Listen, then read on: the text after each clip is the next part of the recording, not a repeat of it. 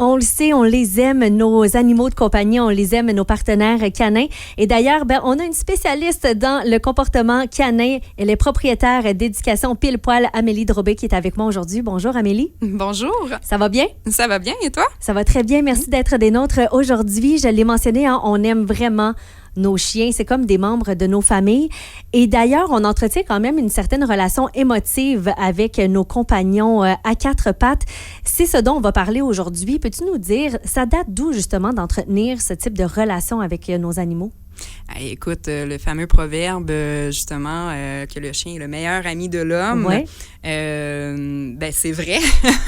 Du fait que je dirais que c'est l'animal domestique. Je crois que l'humain a le plus créé de liens d'affection, comme tu dis, qu'on a partagé aussi depuis des siècles, en fait, parce que ils ont découvert, des crânes d'hommes de Cro-Magnon avec des crânes de canidés enterrés ensemble. Alors, ça date de très longtemps, là, pas juste de quelques dizaines ou centaines d'années. Non, effectivement. C'est pour ça que je dis, en fait, à la base, même la relation, elle s'est créée par l'observation. Parce que, en fait, je pense que l'homme a toujours admiré l'espèce canidée dans qui qu'il est, dans la prédation, en fait, dans la chasse de Kikilin, puis parce qu'on l'a toujours utilisé dans cette prédation-là par la suite aussi.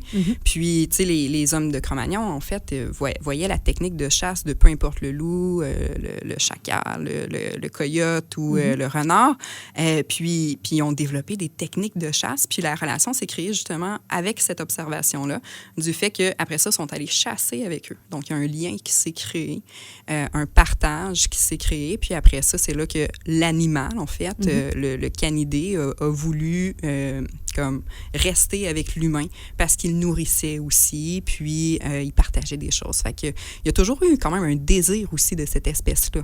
De vouloir être avec les hommes. C'était une relation gagnante-gagnante quand même pour tout le monde. Oui, parce que comme que je dis, mais je pense que l'humain a toujours admiré en fait cette espèce-là dans cette technique de chasse-là, parce qu'après coup, on l'a utilisé quand on parle à l'époque de nos grands-parents, c'est ce que c'était pour rassembler le troupeau, parce qu'on était plus des fermiers, on était plus dans l'agriculture, on avait des grands terrains aussi.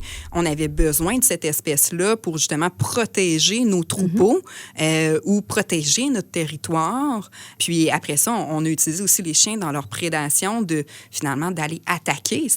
Même encore aujourd'hui, on l'utilise avec les chiens policiers. Il y a encore des chiens de guerre aussi qui existent. Donc, tu sais, c'est ça, c'est leur poursuite, leur chasse, en fait, qui fait en sorte que on admire ce prédateur-là. Et Amélie, la relation, oui, elle a commencé avec du travail, une espèce de partenariat, collaboration, mais au fil des ans, les relations qu'on a entretenues avec les chiens ont quand même beaucoup évolué. Peux-tu nous parler justement de cette évolution au fil du temps? Oui, bien, tu sais, comme que je dis, ça a comme commencé, en fait, avec cette admiration-là de la chasse, dans cette utilité-là. Puis là, je dirais quand même que, tu sais, de nos jours, tu sais, c'est rendu qu'on garde ces espèces-là dans nos maisons, contrairement à avant, qui étaient beaucoup plus libres. Tu sais, comme même aussi, je vais dire, les Autochtones. J'ai lu ça, en fait. J'étais allée sur une réserve autochtone, puis je posais beaucoup de questions de leur relation, eux, avec cette espèce-là. Puis eux aussi, c'était un petit peu vivre et laisser vivre. Tu sais, ils étaient à l'extérieur, ils venaient quand ils voulaient. Tout ça, ils n'étaient pas comme confinés. Là, de nos jours, en fait, on les amène, tu sais, sous notre toit.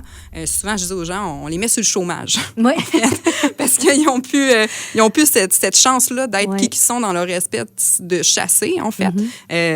On les nourrit, on leur donne dans un bol, puis après ça, on leur dit, ben, tu sais, attends qu'il y ait un humain qui soit avec toi, et c'est là que tu vas avoir une vie, tu vas avoir une interaction, sinon tu attends à la maison.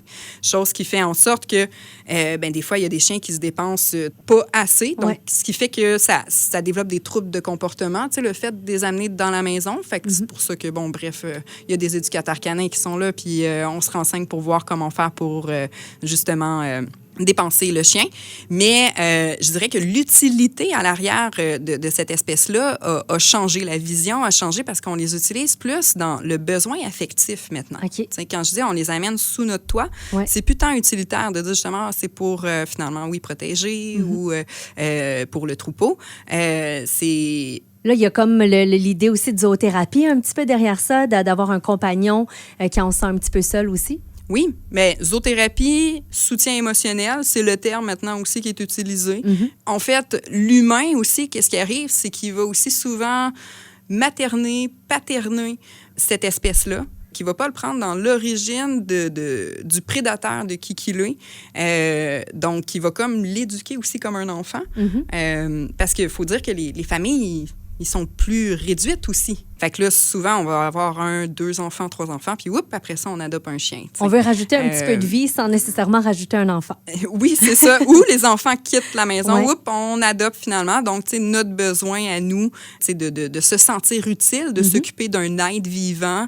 Moi, je vois beaucoup une relation comme ça, en fait, quand je me déplace avec les gens majoritairement. Là, on a le désir de vouloir construire, en fait, une relation mutuelle, de connexion avec son chien, vraiment d'avoir une chimie aussi avec lui, chose qu'avant, c'était vraiment plus pour le travail. Et c'est la grosse différence. Tu considères quand même que justement, ce changement dans le lien qu'on entretient avec nos chiens, un lien un petit peu plus émotif, peut-être un petit peu plus humain aussi, ça dénature trop les chiens ou c'est une évolution quand même qui est assez normale? Bien, écoute, c'est assez large pour répondre à cette question-là. Qu'est-ce qui est bien, qu'est-ce qui est pas bien? Moi, je pense que, je crois que l'humain a besoin de ça. Présentement, ça comble un vide aussi affectif, parce que c'est souvent pour ce besoin affectif-là quand on parle de materner, paterner. Il y a certains chiens qui ça fonctionne super bien, certaines races de chiens qui vont très bien s'adopter, en fait, de cette façon-là, parce qu'ils ont été mutés aussi pour ça. Mais il va y avoir d'autres races de chiens du fait que ça va moins bien fonctionner. Souvent, je vais parler des chiens de travail, un berger allemand, un husky, tout ce qui est catégorie, justement, où ils sont encore beaucoup plus proches de leur instinct de prédation. Il y a des races comme, par exemple, le carlin ou le chihuahua qui sont plus beaucoup dans leur instinct de prédateur. Qu'est-ce qui est bien, qu'est-ce qui est pas bien? Je pense qu'il faut, en fait, quand on a notre animal, savoir pourquoi qu'on l'a, dans quelle raison, puis après ça, mais quand même d'aller répondre à ses besoins, de sa génétique. Et faire des recherches aussi pour s'assurer de choisir le chien, justement, qui a des caractéristiques qui répondent à nos besoins et notre style de vie aussi. Oui, effectivement, parce que, de garder un berger allemand dans un appartement en ville, il peut y avoir des dommages. Pareil. Oui, c'est pas pareil comme en campagne lousse où que lui, il va se mettre même dans sa job de protecteur. On n'a pas vraiment besoin de délimiter un terrain avec un berger allemand versus avec un chihuahua. Et c'est pas toujours facile, Amélie, de comprendre les comportements de nos chiens, comprendre leur caractère non plus.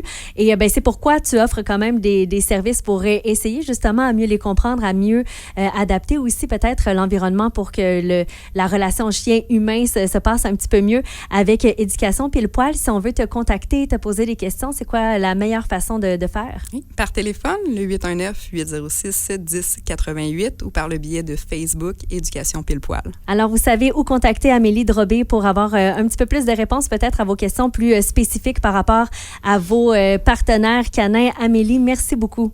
Merci à toi.